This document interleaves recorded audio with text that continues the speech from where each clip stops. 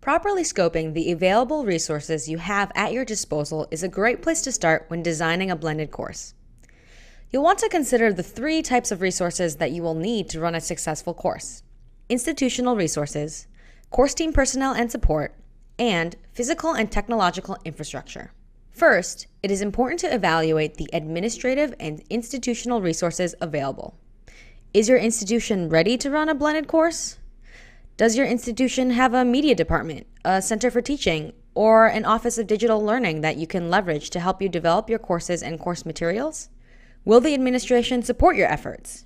For example, in MIT's recent institute-wide task force on the future of MIT education report, the institution makes a clear commitment to expanding the use of blended learning models on its campus.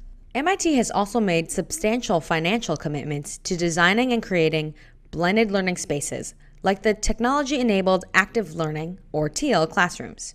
Of course, not every institution will have the same resources or capacity to incorporate programs like MIT. Designing a blended learning course can be costly on the front end. It can require a lot of time and money to design, develop, and produce the course. If you have limited resources at your institution, you should pay careful attention to the scale and length of your blended course. Additionally, if your institution is just beginning to explore this type of educational model, additional time will need to be devoted to recording your findings and experiences, conducting research, and building your institutional knowledge base for blended learning.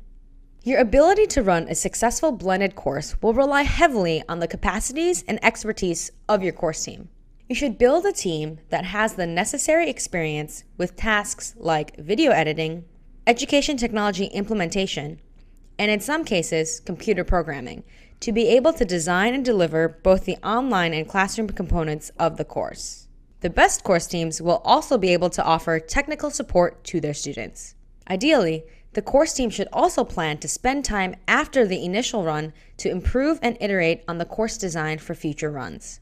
Additionally, it is important to assess whether your institution has the baseline physical and technological infrastructure to run a successful blended learning course. For example, consider the classroom space you'll use. Lecture halls are probably not the best spaces for collaboration and active learning activities. Consider the technology and classroom resources you'll need to run the course. For a blended learning experience to be successful, students will need regular access to computers and the internet, both in and out of class. If students do not have access to this technology at home, you should assess whether there are alternative access points in the community or around campus, such as libraries or computer labs. If you want to use clickers or other in-class polling technology to get instant feedback about the course, you will likely need a projector in the room.